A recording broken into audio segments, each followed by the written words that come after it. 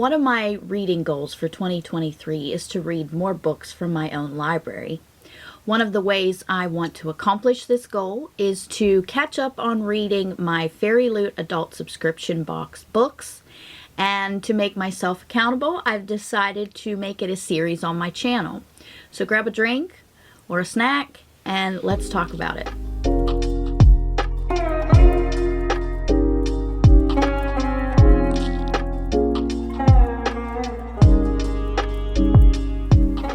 Hi everyone, welcome back to my channel. If you're new here, hi, my name is Melissa and I love reading fantasy books. Today's video is the start of a series on my channel where I vlog my reading experience and review the 2022 Fairy Loot adult subscription books. If you are unfamiliar, and if you are, where have you been? But Fairy Loot is a YA fantasy subscription box, and in March of 2022 they launched their adult book-only subscription. I signed up months before it was released, as I was very excited to have the opportunity to have some adult fantasy special editions to add to my book collection. And any of you that know, Fairy Loot's, their editions just never disappoint in my opinion. So first, I'm quickly going to go through the entire 2022 lineup, and I'm going to give you some themes or maybe a short blurb about each book. And then at the end, we're going to pull a random number, and I'm going to read that book for the month of February. I'm going to vlog the experience. These vlogs will be spoiler free, and they will span the entire month, and then hopefully post towards the beginning of the following month. I don't want to give a particular date, but my plan is to try to have it up within the first week of a new month. Alright, so let's do a very quick rundown of all of the 10 books. For 2022, the first month was March. The theme was Dark Academia, and that book was The Atlas 6 by Olivia Blake. And this book is perfect for readers that enjoy academic rivals, magic underworlds, and morally gray characters. I am really looking forward to reading this. Ashley from A Frolic Through Fiction is absolutely obsessed with this series, and I've been wanting to read it forever. I just have not taken the plunge. The theme for April was Divine Power, and that book was The City of Dusk by Tara Sim. And this book is supposed to be perfect for readers of bone and shadow magic, vengeful gods, and defiant chosen ones. I am a sucker for a chosen one trope, especially in YA. I haven't seen it quite as much in the fantasy, adult fantasy that I've read, but I am really curious about the bone and shadow magic as well. So another one to look forward to. Moving into May, we have the ever popular, or well, I should say it was a highly anticipated release, was The Book of Night by Holly Black. This one is supposed to be good for sinister shadows, secret societies, and murders and thieves.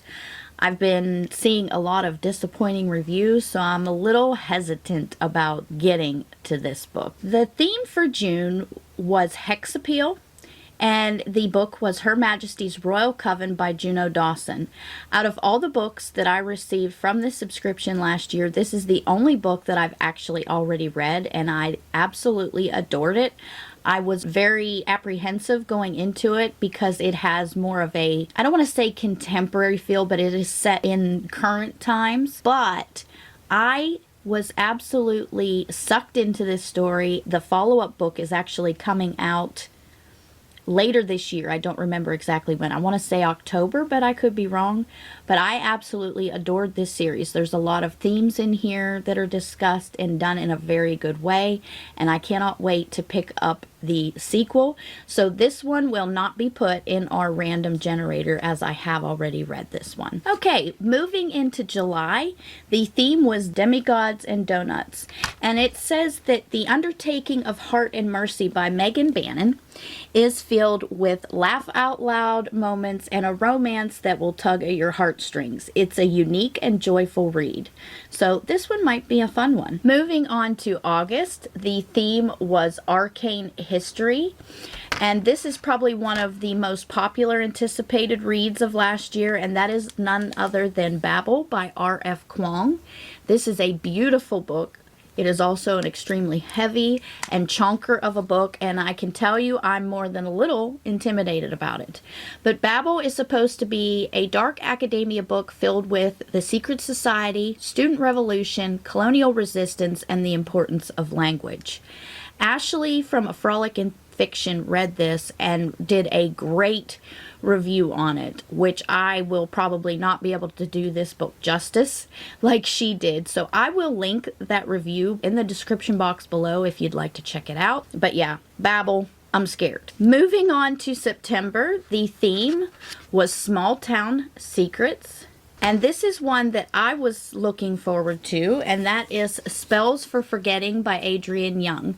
Adrienne Young previously released the Fable and Namesake duology, which was a YA kind of like swashbuckling story.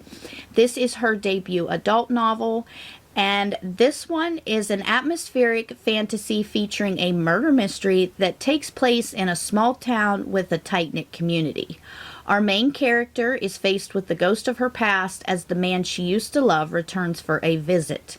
But was he responsible for her best friend's death? Old wounds open and they are in grave need of tending to. So I'm really curious about how fantasy is going to mesh with the murder mystery portion. And yeah, I'm looking forward to reading this one. All right, moving on to October, our theme was dystopia. And I will tell you that this is my least favorite book that I'm looking forward to reading, because it's dystopian is not one of the books that I typically tend to pick up. But that book is Poster Girl by Veronica Roth, and it says that this is a dystopian mystery novel that explores life after the fall of an oppressive regime and the daunting ramifications that surveillance can have on a society. As a former poster girl for the delegation, Sonia sets off on a mission to find a missing girl in order to earn her freedom. However, freedom seldom comes without a price. So even though I'm not much of a dystopian fan, the synopsis really does intrigue me. And one nice thing to note is this doesn't seem to be a very thick book like typical adult fantasy, so I'm curious. Not excited, but curious. For November, we had the theme of Bad Blood, and this is a book that had taken Bookstagram and TikTok by storm, at least from what I was seeing, and that book is A Dowry of Blood by S.T. Gibson. If you're not familiar, this was originally an indie published book, I do believe, and it was picked up by a major publishing company, which kind of reignited the interest in this book.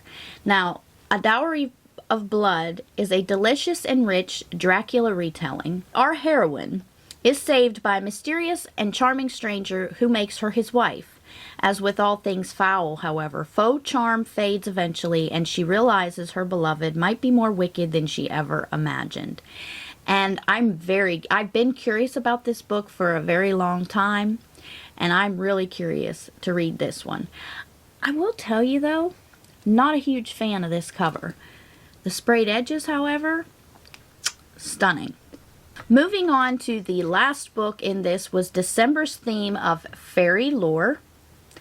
And this is a book that I had seen pop up a few times before I did receive this from Fairy Loot, and I was intrigued, and after reading the little synopsis blurb, I'm really interested. And that is Emily Wilde's Encyclopedia of Fairies by Heather Fawcett. This is a book where you should be prepared to be enchanted by Emily Wilde, a professor who journeys to a small town in the far north to study fairy folklore and discover dark fae magic, friendship, and love in this heartwarming fantasy. This just sounds like such a cozy read. Like, if a book could give a hug, this would be it. And I'm really, really looking forward to reading this one. Alright, you guys, that completes the total lineup for last year's Fairy Loot adult subscription books. So now we have to choose which book I'm going to be reading in the month of February. So let me turn on, let's see, my random number generator here.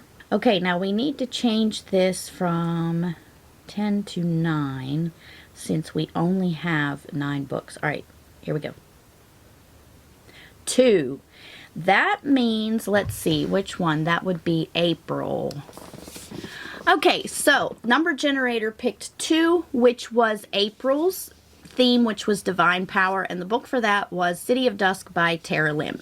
So let's take a closer look at this book and see what we're going to be reading next month. As always, Fairy Loot's books are so stunning. I love this cover, and I will put the original cover design here so that you can see the difference. If I'm not mistaken, I believe the original one is black instead of white, so it's kind of interesting to see the difference in color, excuse me. On the back, there is some quick blurbs. It says, for each realm there is a god, and for each god there is an heir. So this book comes with a ribbon bookmark. Beautiful. Ooh, check these end papers out. Here are the end papers, and I think they're the same on the back. Yeah, they are. Look at all those skulls. Aren't those cute? I love it. Alright, so let's look under the dust. Ooh. See, this has been sitting on my shelf since April, and I forgot just how pretty. So here is the naked book. Lots of pretty foiling. Got the spine. Man, this is pretty just to display just like this. The back is plain, and then it just has some plain black sprayed edges. Now moving inside, we have, this is a signature by the author, and that's not digital, that's an actual signature, which is nice. Pretty, pretty. I wanted to see if there was a map. Oh, there is. There's a map. And I think there's actually another map. Ah, yes. Okay, so there's the actual, I'm guessing like the city map. And yeah. And then it looks like it talks about the 4 noble houses. Interesting. Alright. And as far as the prologue, I always am interested in reading the prologue. And this one does not disappoint. It says, to myself, because I deserve it. And to my parents, who always saw me reading doorstopper fantasy novels and knew it was only a matter of time until I wrote one thick enough to brain a man. I love that prologue. Alright, so I'm going to put the dust cover on here so we can read the synopsis. Okay, so here we go. The 4 realms, life, death, light, and darkness all converge on the City of Dusk, ruled by the 4 noble houses of Nexus. But the gods have withdrawn their favor from the once vibrant and thriving city, and without it, all the realms are dying. Unwilling to stand by and watch the destruction, the 4 heirs, Risha, a necromancer struggling to keep the peace, Angelica, an elementalist with her eyes set on the throne, Tasia, a shadow-wielding rogue with rebellion in her heart, and Nick, a soldier who struggles to see the light, will sacrifice everything to save the city, but their defiance will cost them dearly. Then it says, the City of Dusk is the first in a sweeping epic fantasy trilogy set in a gorgeous world of dark magic, vengeful gods, and rebellious chosen ones. I'm excited. Now, that being said, this is a pretty thick one too. Let's see.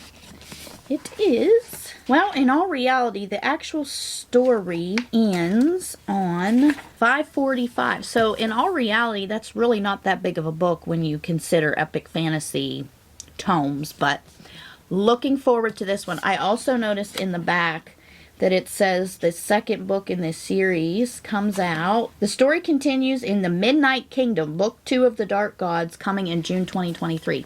So just in time to read this to see if it is a fantasy series that I want to continue. This is going to be interesting. I almost wonder if the city itself is like the main protagonist. Who knows? Alrighty, you guys, that's it for today's video. I hope you are excited for this series that I'm starting on the channel. I know I am. I can't wait to share my thoughts with you guys on all of these books. If you like this video, please leave me a thumbs up, share it with others, subscribe if you haven't already, and in case no one told you today, you are important, you are a beautiful human being, and you are loved by me. So until next time, you guys, bye!